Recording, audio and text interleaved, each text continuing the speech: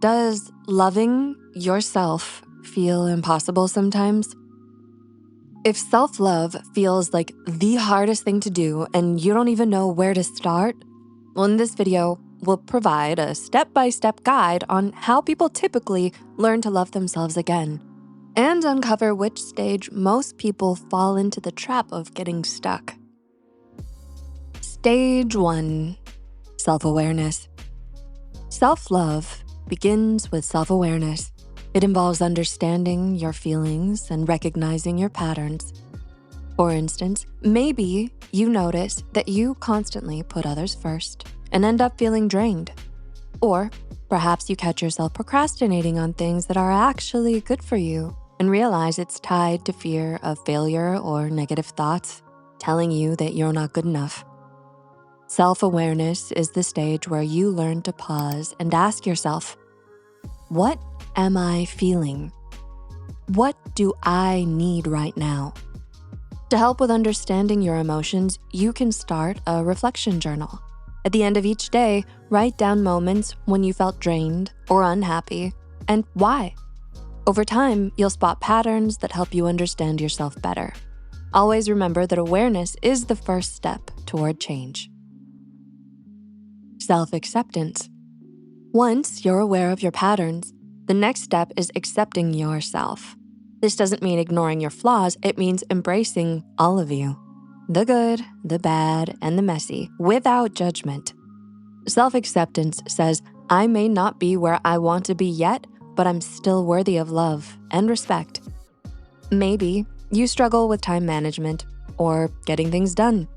Instead of calling yourself lazy, acknowledge it as a habit you can work on, not a reflection of your worth. Replace self-criticism with affirmations like, I'm learning and growing every day. Self-compassion. Self-compassion is about treating yourself with kindness, especially during tough times. Think about how you'd comfort a best friend on a hard day. You wouldn't criticize them, right? You'd offer support and understanding. According to Dr. Nachka Duke, a registered psychotherapist, self-love starts with the same approach. It's about showing up for yourself, understanding your emotional needs, and facing challenges with kindness instead of self-criticism or shame. For example, if something doesn't go as planned, instead of saying, I'm such a failure, try, this didn't work out, but I'm proud of myself for trying. I'll learn to do better next time. When you notice negative self-talk, pause and ask, would I say this to someone I care about? If not, rephrase it with the same compassion you'd show them. Before we go to stage 4, here's a little something to support you on your mental health journey. Bring Sai wherever you go as a reminder of your own mental health. We'll be here for you whenever you need. Link in bio. Stage 4, SelfCodling, where most people stop. Being kind to yourself and treating yourself to the finest things in life is great, but what happens when it goes too far? Here's the tricky part. Self-coddling can feel like self-love, but it's not. Self-coddling is when you comfort yourselves in ways that hold you back, like making excuses to avoid discomfort.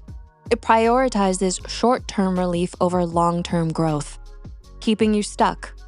For example, you plan to exercise but hit snooze, telling yourself, I deserve rest.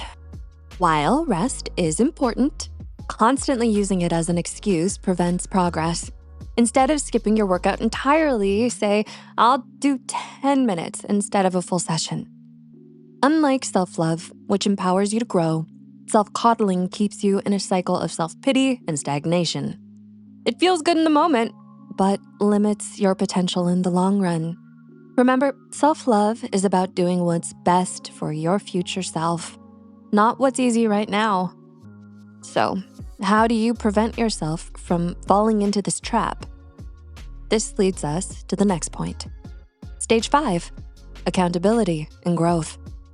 This is where you realize that indulging too much in comforting things and staying in self-pity or a victim mindset isn't getting you anywhere. This stage is about appreciating your progress while staying committed to the person you want to become. It means celebrating your strengths and small wins, like handling a tough conversation better than you would have a year ago. That's real growth. At the same time, it's about taking responsibility for the areas you need to improve. If you've been avoiding a difficult conversation with a loved one, accountability means addressing it because it's essential for a healthier relationship. Start small. Each week, write down 3 things you're proud of to remind yourself of your progress. Then, set one daily goal that helps you grow, whether it's journaling, making that call, or keeping a promise. Every small step builds a self-trust and brings you closer to the person you want to be. Stage 6, self-discipline. The final stage is self-discipline, the practical application of accountability. This is where you consistently show up for yourself, even when motivation fades. Growth doesn't happen without effort. Self-discipline ensures you follow through on what matters, whether that's exercising, journaling, or setting boundaries. And a good way to start is by creating a simple routine of small steps that align with your goals and building consistency over time. Remember, the self-love journey is not straightforward. Some days you're making progress, and on other days, you slip back into old habits, and that's okay. What matters most is you keep moving forward, even when it feels tough. If you find yourself stuck in the self-coddling stage, don't be discouraged. Recognizing it is a step towards growth.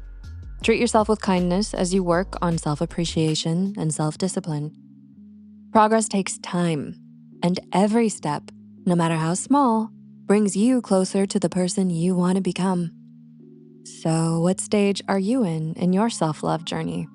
What's the most difficult part of loving yourself? Share your stories and thoughts in the comments section. It could be helpful for someone who might be struggling. And if you found this video helpful, like, subscribe, and share.